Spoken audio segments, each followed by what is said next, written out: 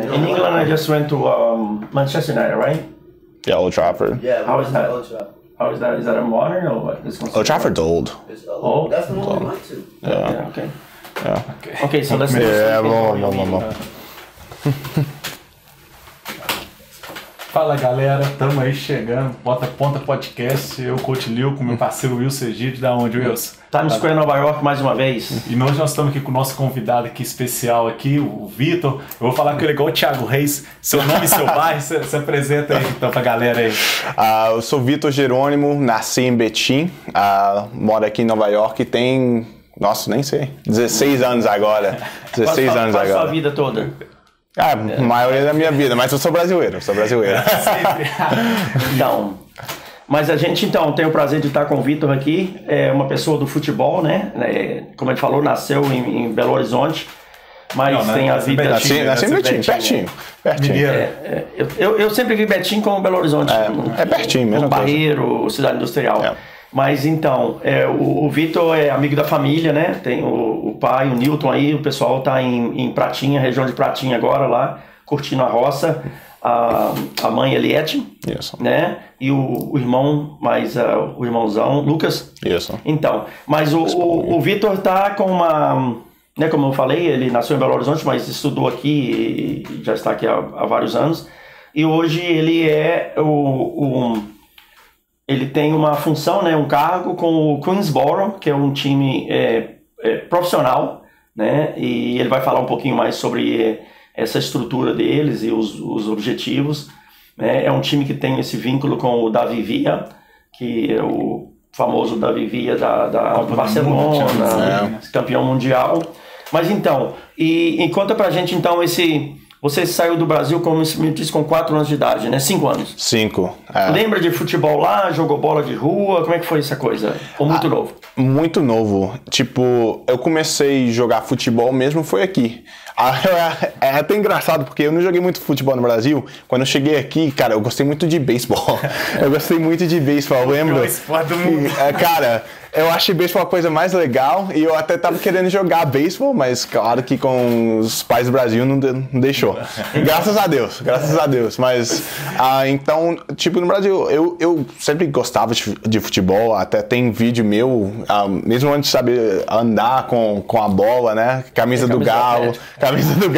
Já falou já revelou aí na Atlético Paranaense, né? Então, mas eu nunca joguei em time, mas quando eu cheguei aqui, que os meus pais me colocou no futebol mesmo. Certo. Mas então, esse início você jogou onde em Queens? Porque não é, quer dizer, já tinha aquela coisa de clube, na escola, como é que foi? Eu sempre joguei no clube, foi em Long Island. Porque eu já tinha um primo que jogava aqui no Hyde Park, que era da idade do meu irmão. Então eles começaram a jogar junto aí no Hyde Park. E eu comecei a jogar junto no Hyde Park também, então eu acabei ficando por lá. Eu joguei em Port Washington também, que eu ganhei uma bolsa para jogar lá, porque para as pessoas que não sabem, que no Brasil não é normal, aqui tem que pagar para jogar. Então eu dei sorte de ganhar uma bolsa para jogar em Port Washington, então eu fiquei para lá. Mas eu passei uns meses depois que eu terminei o ensino médio, high school, jogando na academia no Brasil, treinando lá, que foi uma experiência muito boa para mim. Em Belo Horizonte? Foi em Betim. Eu treinei, foi uma semana com o time agora é o Betim Futebol, que virou um time mesmo, mas quando eu tava lá era considerado o AMDH. Que virou o Betim Futebol. Então, eu treinei, tipo, uma semana lá, mas aquela foi a minha primeira semana e foi, tipo, não sei como falar em português, um wake-up call. Certo. Alerta, né? Porque o nível, cara, o futebol é muito, muito mais rápido. Muito mais rápido. Então, cara, os meninos jogavam muita bola. Eu lembro que com os meninos, eu tava treinando antes de um torneio. Dos 25 meninos que tava lá, eu acho que foi 23, 24 que foi pra clube de Série A, depois do torneio. E você tinha quantos anos? Eu tava com 17. Mas então, você mencionou seu irmão, Lucas. Certo. Ele mais alto, né? Ele me parece mais um jogador de basquete. Mas você, inclusive, teve uma época que você treinou comigo no futebol de salão, com o nosso time, né? Que eventualmente ganhou o campeonato nacional. Mas você, eu sei, né, que é do futebol. Mas o seu irmão, ele chegou a jogar? Como é que... Ele jogou no time do ensino médio também, mas foi só isso. Eu sempre lá você joga com passaporte, quando você fala que é do Brasil, você joga com passaporte. Isso mesmo, mas não, eu sempre fui melhor do que ele. Mas, e ele ia falar a mesma coisa. Então, high school você jogou onde? Ele foi pro college? Jogou no college? Não. Então, o que eu fiz? Eu até formei o ensino médio em 3 anos e eu passei 6 meses no Brasil. E eu fiz isso porque eu joguei os 3 anos todo no varsity, que eles falam lá, no Bayside High School. A gente até chegou na semifinal todo ano, perdendo a semifinal todo ano. Mas foi um time muito bom, aprendi muita coisa. Mas o meu erro foi ficar muito tempo jogando no clube lá em Long Island. Porque para jogar na faculdade aqui, especialmente se você está interessado em jogar na primeira divisão, você tem que estar em um time com nome. Tipo, você tem que estar em um Red Bull, em um Manhattan Soccer Club, em um Met Oval, senão os times nem olham para você. Que eu acho que é um erro, mas também, tipo, olhando mais agora, eu não acho que eu estava em um nível para jogar em um time de primeira divisão. Sim. Então, eu fui para o Brasil com a ideia de pegar mais experiência, jogar em um nível mais alto, e me ajudou muito. Como eu falei, a primeira semana foi muito difícil, mas depois que eu passei lá, indo na academia, treinando com os treinadores lá no Brasil, aí você pegou peguei o ritmo e, cara, o futebol elevou. Muito. Você chegou a jogar na universidade? Que universidade você foi? St. John's? Eu fui no St. John's. Então, eu tinha oferta de escola da 3ª divisão, eu falei com uns treinadores da 2ª divisão também, mas eu cheguei em um nível que eu sabia que eu queria trabalhar em esporte, especialmente no futebol, mas eu queria fazer o meu major, fazer a faculdade em Sports Management, na área de esporte. Então, eu acho que para fazer isso, em um nível mais alto, eu tinha que ir para uma escola de primeira divisão, porque aí já tem as conexões. Então, eu pensei e falei, cara, eu acho que eu tenho talento, mas não tenho talento para jogar em um nível alto. Então, por que eu vou ficar tentando ser jogador profissional? Você optou desde jovem para o lado acadêmico profissional e vendo a visão de futuro um pouquinho diferente da linha do futebol. Isso mesmo. E graças a Deus deu tudo certo. Que bom. Então... Inclusive o meu sobrinho, né, Gabriel Ferrari, ele sempre está assistindo com a gente aí.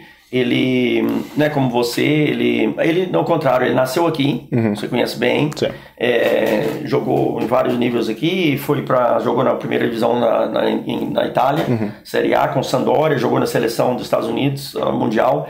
Ele foi assim também, passou tipo vestibular, né, ele foi pro Brasil e ele ficou no Cruzeiro, lá em Belo Horizonte, e no Vitória, quer dizer...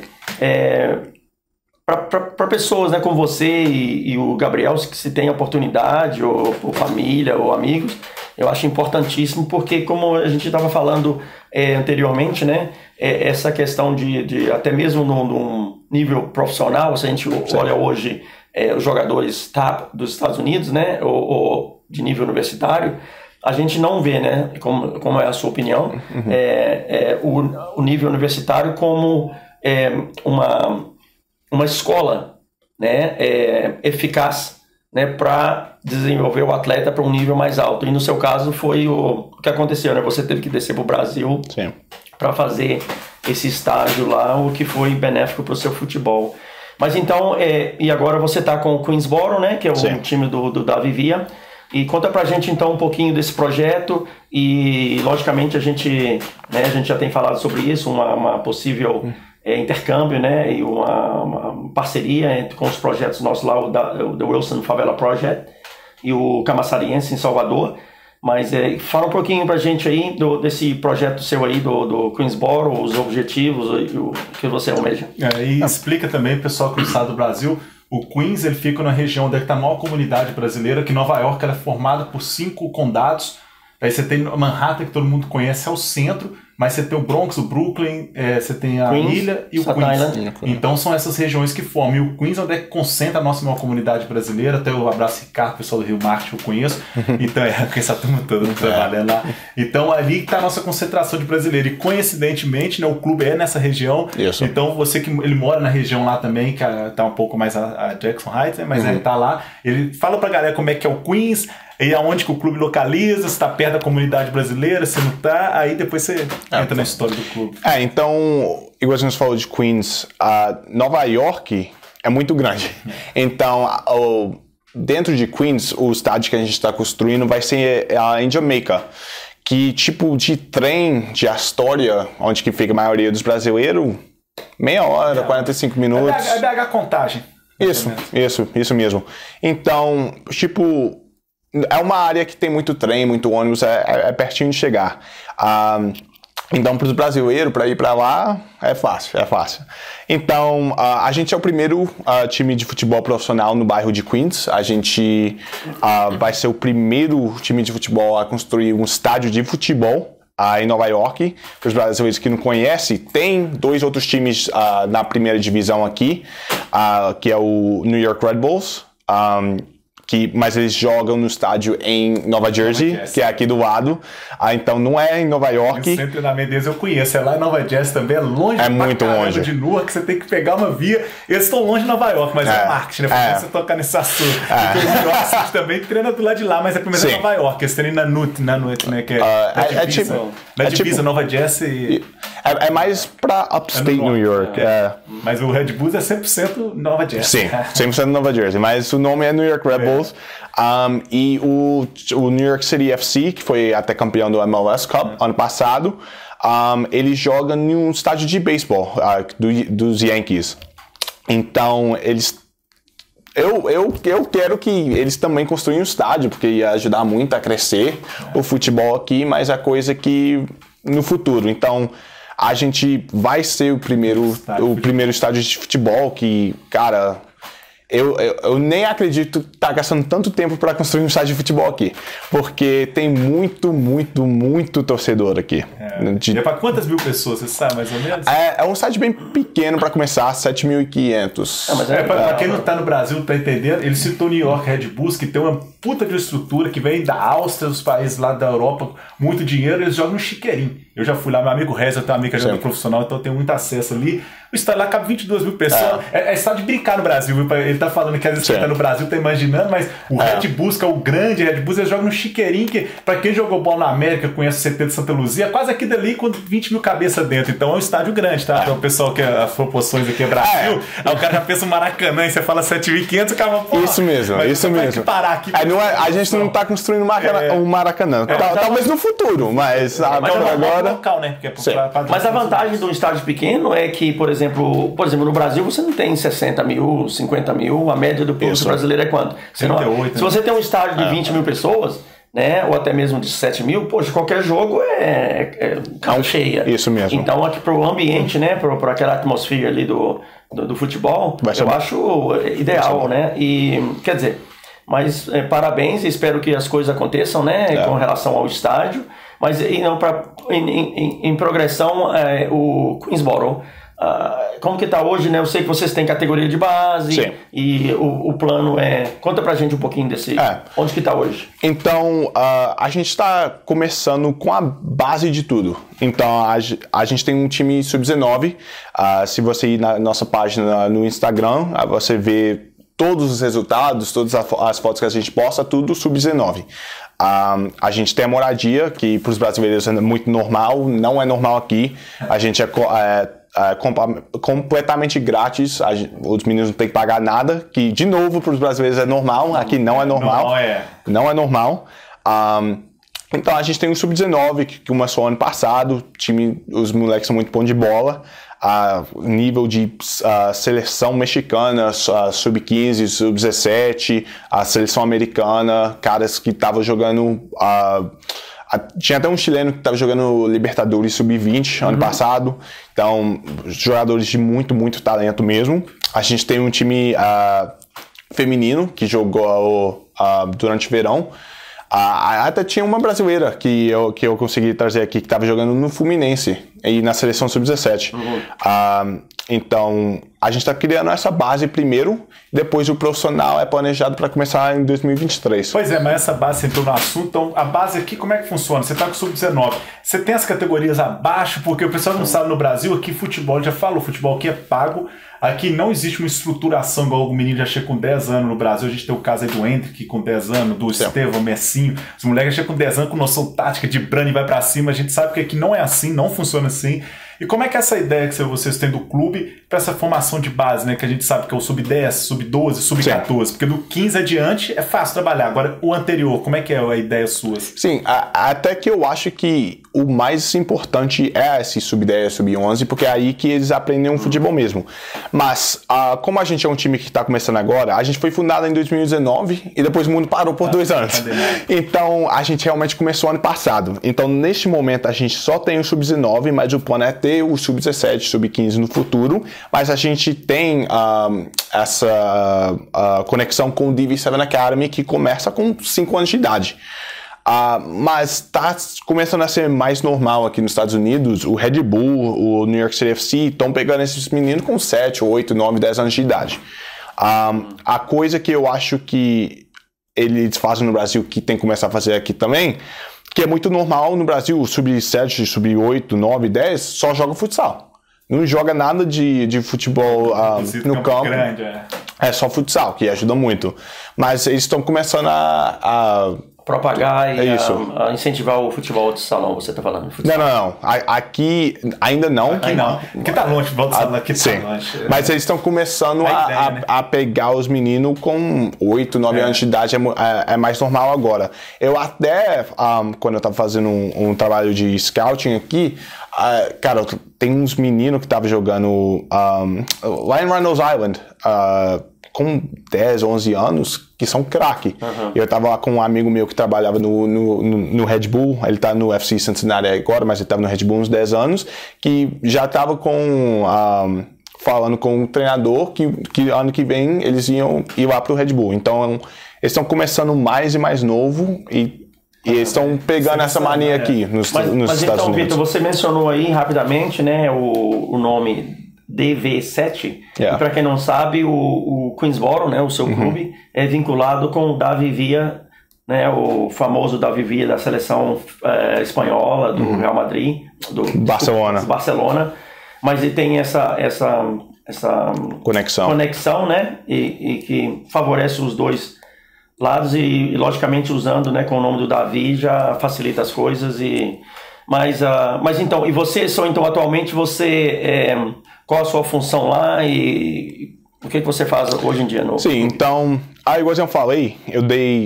deu muito certo eu ir para a faculdade, porque eu conheci alguém lá que estava trabalhando no clube, eu comecei fazendo intercâmbio, que fala, né? Internship.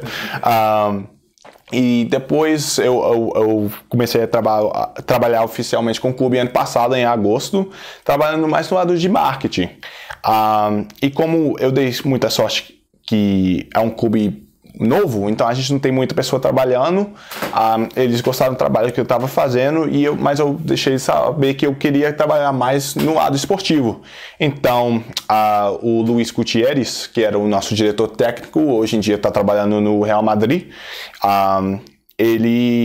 eu falei com ele, tive uma conversa boa com ele me deu a oportunidade de trabalhar no lado esportivo como olheiro e desde, eu acho que fevereiro, março desse ano, eu estou trabalhando como olheiro no clube. Certo, então. E como é que é antes aqui? Aí o treinador, o time de 19, o treinador é americano, é da onde que é? O treinador é da Espanha. É da Espanha. Isso aí que entra essa conexão do David Villa. E o nosso treinador do Sub-19, neste momento, ele até, para ver que o cara entende de futebol, jogou na seleção Sub-17 da Espanha. Ele é goleiro. O cara que estava no banco para ele é o De Gea. Tá jogando no Manchester United agora.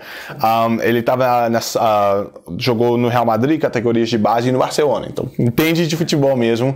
Infelizmente, teve uma lesão.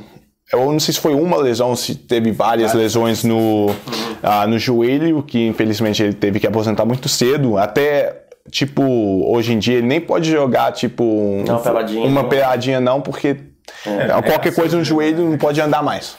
Então, infelizmente, mas é um cara que entende muito futebol. Eu já gostei dessa mentalidade, porque o pessoal que tá no Brasil não sabe, aqui nos Estados Unidos tudo chama-se Inglaterra. Se deixar que eles mudam de novo pra Inglaterra, é tudo copiado. Por isso que não ganha nada. A Inglaterra roubou uma Copa 66 e ganhou, porque senão também não ganharia nada.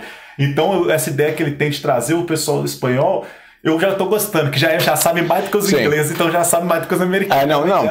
E até quando você assiste o time sub-19 jogar, cara, parece um futebol da Espanha mesmo. Tudo toque curto. Porque a escola, né? Você traz a escola com você. É o que eu falo. Acho que os Estados Unidos pecou, já que você falou nisso, de não investir pesado no Brasil. Porque os Estados Unidos, quando ele investiu no Brasil, ele investiu em jogador, né? Ele investiu em Pelé, Carlos Alberto Torres. Não investiu em treinador.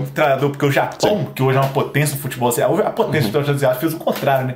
Ele investiu em treinadores, né? Levou os caras pra ser treinador. O Cerezo foi treinador lá, depois chegou o Zico, e o Zico foi treinador da seleção. Hoje a gente tem uns Beckstão que fez isso, o Filipão. Então, o Kuwait, né? O Emirados Árabes também levaram Parreira, o João Santana. Eles investem nesse, né? Que é levar a escola do futebol brasileiro, que o jogador, infelizmente, a gente sabe que ele não vai mudar nada, né? Trazer o Neymar aqui hoje, você não muda, né? Vai ficar jogando, mas ele não... Só isso, é diferente. Eu acho que tá, por exemplo, né? O futebol aqui, até certo, a gente tava falando da Liga Americana, que é uma liga nova, o seu clube. Eu acho que tem muita coisa crescendo, acontecendo. Eu acho que isso é um passo natural, né, das pessoas começarem a olhar para outras partes do mundo e fazer... Porque o futebol americano, como a nação em si, é único, né, cara? Essa diversidade de nacionalidade, de costumes e tudo. Então tem que ser uma coisa com influência de diferentes escolas, mas americana, né? Isso. E quer dizer, isso aí vai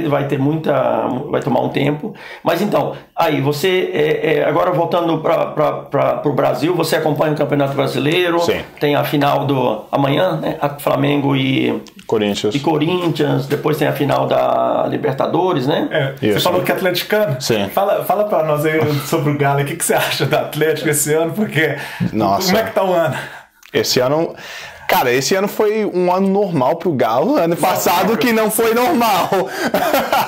Não, cara, foi interessante, porque, claro que ano passado foi, eu acho que o melhor time do Atlético que eu já vi na minha vida.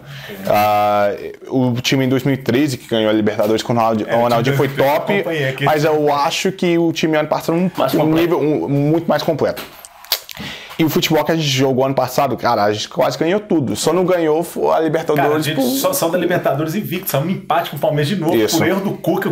O Palmeiras tirou o Cuca o ano anterior, tirou o seguinte com contra-ataque ali, cara. Pra falar que foi erro do Cuca, pra mim não dá.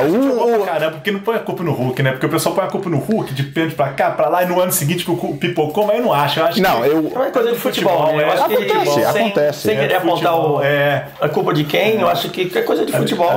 Não foi culpa de ninguém, mas o Vargas teve a oportunidade de fazer 2-0 e aí acabar com o jogo. Mas that's it. Mas duas vezes Palmeiras do que cara, difícil. Mas é o jeito que o Palmeiras joga. É o jeito que o Palmeiras joga e dá certo. O Atlético esse ano tá ruim das pernas, mas como você agora tem construindo o estádio. Isso. E você me falou que você tem já tá com presença garantida lá. Sim. Com as cadeiras, quer dizer, muito... o jogo que você não quiser ir, se eu tiver em Belo Horizonte, eu vou. Pode ir lá. Mas então, e você é atleticano, sua família toda atleticana ou não? Tem alguém? Maioria. Não, mas na imediata, você, seu pai e seu irmão. Sim. Meu pai fala, não acompanho futebol, mas é atleticano. Mas cara, todos os tios, todo mundo. É atleticano mesmo. É coisa de família mesmo, né? É coisa de família. E como é que é o Atlético na sua vida? Só você me conta como é que é. Tipo, você acompanha ele, você tá fora, você também acompanha. Assiste o jogo como é direto, que é o máximo que pode, Sim. É fanático, sabe dos jogadores, sabe da história. Não, eu conheço de tudo. Conheço de tudo mesmo. Eu pensei que Cara, ia todo aparecer jogo. com a camisa do Galo. Eu pensei... Tá por baixo aí, não, né? Não, mas tá aparecendo, cara, do atual. Não, eu pensei, mas tive que fazer um pouco de marketing aqui. Não, mas essa tá parecendo com a do Galo, viu? O Galo tá jogando com o mês rosa aí, Sim, tá? não. O marketing do Atlético tá com essa É até engraçado que o cara que... os caras que trabalham no Queensboro, quando eu postei a camisa do Outubro Rosa, falou, nossa, é a nossa camisa. É quase a do Queensboro mesmo. Mas, não, desde pequeno, cara, tem foto minha com 6 meses com camisa do Galo, bola do Galo. Sempre foi assim mesmo. Você como eu, sempre que vai a Belo Horizonte, qualquer jogo do Galo, Sim. você tá dentro. Sim. Eu moro ali perto do Independência, então não é jogo do Galo. Eu vou ao jogo do América, Cruzeiro. Faz tudo mesmo. Já pertinho. Aqui, já que você falou que Atlético, eu não vou te colocar aqui na sinuca de bico, né? Vou te colocar na linha de fogo. Faz pra mim a escalação na ordem, né? O top 5 dos jogadores da história do Atlético aí. Top 5. O Reinaldo tem que ser um. Reinaldo. Não, mas Faz- o segundo, terceiro e quarto e quinto, na ordem. Cara, é difícil porque eu sou mais novo. Mas eu também dei a sorte que esses últimos 10 anos do Galo é o melhor da história. Então, eu acho que o Reinaldo tem que ser o número 1, mesmo que eu não ache cheio de jogar. Mas o Reinaldo, Ronaldinho é o segundo.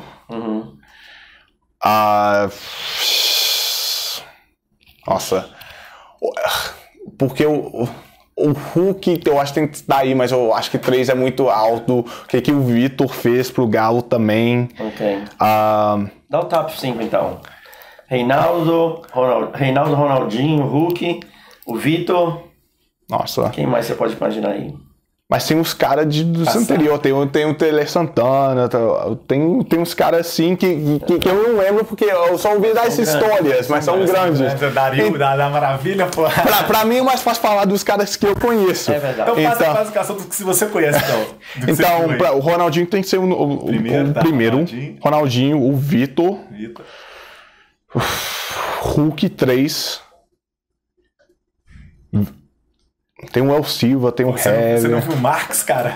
Marques eu era muito novo. Você não viu? Se bem que é. O Marques é de 2003, agora que eu lembro aqui. Não, mas eu acho que foi 2009. Não, e 5 ele tava no Galo e 9 também. Eu lembro do Campeonato Mineiro. No final, ele entrou, fez o gol na final. Celebrou ele com ele pegou a bandeirinha de escanteio, colocou a camisa dele. Eu lembro disso. Eu lembro do Marcos, Mas eu acho que tem que ser o Léo Silva em quarto. Beleza. Quinto. Nossa, tem tanta pessoa nos últimos anos. Tardelli. Então fala aí, vocês, um jogo assim de Mineirão que você lembra? Atlético. Tem algum que marcou?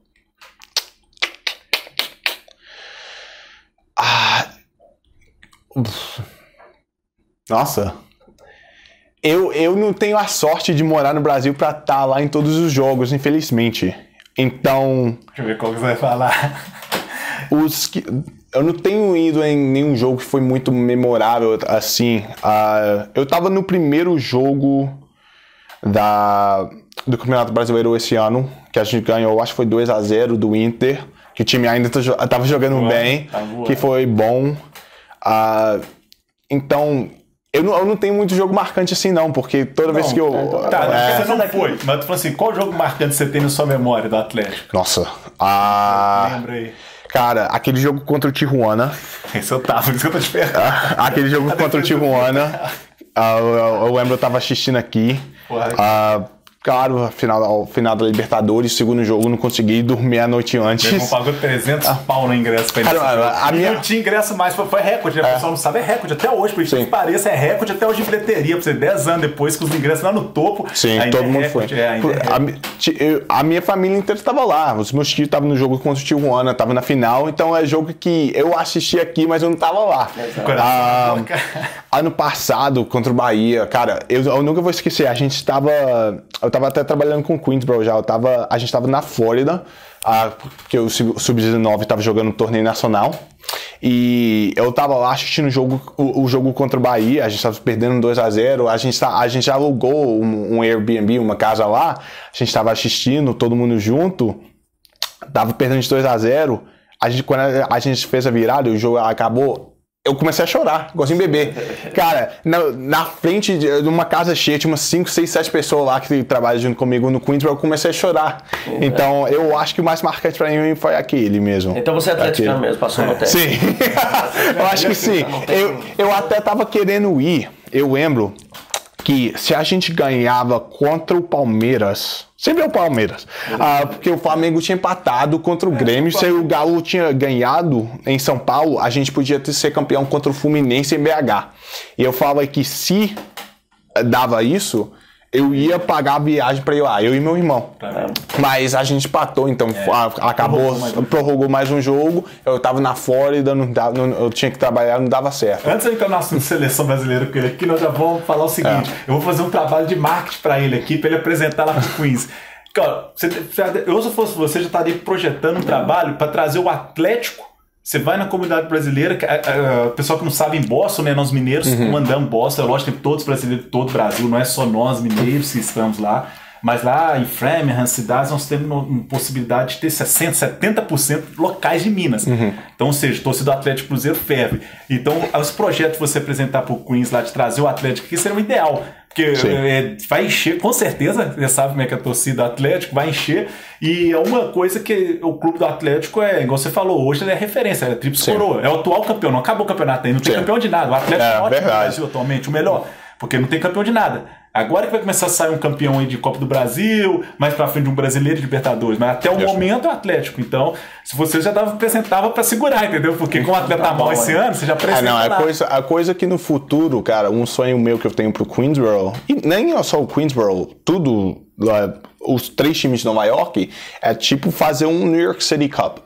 Igualzinho, tem a Florida Cup, que todo brasileiro vai quase todo ano, e no nível, tipo, de base, tem o Dallas Cup, que eu sei que você conhece muito bem, Generation Adidas, que eu até fiquei sabendo que os clubes no Brasil levam muito a sério. Eu tive a sorte de, no começo deste ano, eu fiz algumas visitas no setor do Flamengo, Atlético, América e na Toca 2 do Cruzeiro. Fui no Fluminense também. Mas do Flu e do Fla tem, tipo, Generation Adidas Cup. Ganhamos 3 vezes. Tipo, eles levam muito a sério. Então, a Florida Cup tem na Atlético. Até foi o primeiro campeão, né, da Florida Cup. Sim, então a gente até jogou a final do USL Academy, o torneio nacional, no estádio do Fort Lauderdale. Então, lá no vestiário, tem, tipo, não as camisas, os presentinhos que eles deixam lá, tinha o do São Paulo, do Galo, de tudo lá. Então eu gostaria muito. O City teve influência de trazer os brasileiros pra cá, que é um clube de um brasileiro, e ele puxou, né? Foi esperto, né? Ele a potência que então eu gostaria muito de, quando a gente construir nosso estádio, se no futuro tem um estádio do New York City FC, que eles estão falando que talvez vai ter, ia ser muito bom. Já tá, sim, trazer uns 3 times brasileiros. Sim, o Red Bull já tem uma conexão com o Bragantino, traz o Bragantino aqui, jogar contra, fazer um torneio de pré-temporada, seria top. O torneio ideal pra você fazer assim, pra chamar mesmo, se você traz um Atlético e Flamengo, que o custo é alto, mas só esse clube, você já tem, aí você tem o que você precisa, que é a mídia, e você tem um reflexo pro mundo, né? Porque aí já vem a mídia de pressão em cima, e é bom pros clubes também, né? Porque isso a gente mesmo. Sabe que os caras vão ter que correr, né? Até pra jogar uma peladinha, os caras vão ter que correr. Então é coisa que no futuro eu gostaria muito de ter, tipo, o New York City Cup mesmo. Eu acho que ia ser top. Tá jovem, tá no meio. Vamos ver. Então, eu sei que seu tempo é curto, mas fala pra gente aí, o Mundial se aproximando, e Brasil e Estados Unidos, como é que estão as coisas, na sua opinião? Estados Unidos, eu acho que tem um time bom, mas eu acho que esse ano é muito cedo para eles. Acho que o treinador não está utilizando o talento que esse time tem, mas também é um time muito jovem, um time mais jovem. Verde, né? Sim, isso. Time mais jovem da Copa do Mundo. Eu acho que talvez só sair do grupo, talvez é bom, talvez até ganhar, chegar numa quarta de final é ótimo. Alguém mencionou os objetivos dos Estados Unidos, né? Sair do grupo e ganhar da Inglaterra. Isso mesmo, isso mesmo. Lá já. Mas pro Brasil é diferente. Copa do Mundo, se o Brasil não é campeão, já é... Mas inclusive para vocês aí, né, que a gente numa conversa anterior, o Vitor nasceu no Brasil e é brasileiro mesmo, viu? Brasil em primeiro lugar, Brasil campeão. Aí depois a gente conversa sobre os países, Estados Unidos, onde que ele mora, mas é brasileiro e torce pro Brasil. Isso mas mesmo. Então, o que você acha do Brasil? Cara, eu acho que é favorito junto com a Argentina. A Argentina tá o quê? 33, 34 jogos sem perder. O time tá jogando muito bem. Eu acho que é a melhor seleção que a Argentina tem há muitos anos, com um treinador bom. A última Copa do Messi. Então é um time muito bom. Mas eu acho que o Brasil também é o time mais completo. O Brasil sempre é o mais completo, né? Nas últimas 20 Copas então, mas o time tá jogando bem. Eu gosto muito do Tite. Eu sei que a mídia brasileira tem vezes que pega no pé dele, mas, cara, ele tem perdido 2 jogos. Um na Copa do Mundo contra a Bélgica, que foi a bola não quis entrar, tive aquele pênalti no Gabriel Jesus que marcou. As coisas acontecem. Muito escanteio no segundo. E aquela Copa América na final contra a Argentina, que, cara, foi durante a Covid, no Maracanã, mas não tem fã, é coisa estranha. Eu achei estranho, porque o Brasil perde pra Argentina, aí você vê lá Neymar, Casemiro, os caras abraçando o Messi, parece que você tá torcendo pro Messi, então é uma coisa que não é comum, que o Brasil e a Argentina, pô, que você pegar a época do Adriano Imperador 10 anos atrás, era porrada, comia solta. Porque isso é coisa que a rivalidade vem da arquibancada. Então, se você vai lá, esses caras jogam junto. Você coloca eles em um estádio vazio, mesmo sendo uma final, claro que quer ganhar, mas no final do dia, tô jogando contra o meu amigo. Mas você vai lá, coloca o Maracanã cheio contra a Argentina, é diferente. A pressão, o calor. Argentina, você tá é diferente. Eu nunca vou esquecer o primeiro jogo depois, o próximo Brasil-Argentina, que teve fã, foi na Argentina, foi um jogo 0-0, feio demais, tava parando todo 2 minutos porque tava batendo no Vinícius, batendo no Messi, e eu falei, isso que é Brasil-Argentina. Aquela final que a gente jogou foi estranho. Mas o Tite até já ganhou uma Copa América, então... na verdade, o Brasil não dá valor, né? A gente não dá... O Brasil tá num nível muito alto. Eu tava olhando as Copas das Confederações, Copa América, eliminatória. Cara, o número que o Brasil tem é assustador. A Copa das Confederações, a gente nem dá valor. Você vê aí nos Estados Unidos, os países, a Itália, outro dia, alguém ganhou a Copa das Confederações, comemorou e fez uma festa de Alemanha. E a gente ganhou 3 seguidas ou 2, se eu não me engano, mas assim, o Brasil nem lembra quando foi. Tipo, eu lembro dos meus amigos puxando o saco, falando, o Brasil perdeu pra Argentina na final da Copa América. Gente, o Brasil é Copa do Mundo ou nada. A gente tá nem aí pra Copa América mais. O nível é muito alto, né? Então, pra mim, eu acho que o Brasil é o favorito. Olha, vamos marcar um encontro aqui, tá? Certo? Depois que o Brasil ganha, a gente vai fazer um... Sim. Mas aí a gente já promete uma caipirinha. Isso. Aí pra gente celebrar no estilo. Tamo junto. Nós vamos marcar na Copa. Na Copa, durante a Copa. Muito obrigado. Um abraço mais uma vez pra sua família. Pessoal lá, saúde. Curtam bastante lá o interior de Minas. E eu vou fazer uma visita. Promessa é dívida. Muito obrigado mais uma vez, irmão. Valeu. Obrigado. Obrigado. A gente fica aí. Abraço. Valeu. Abraço.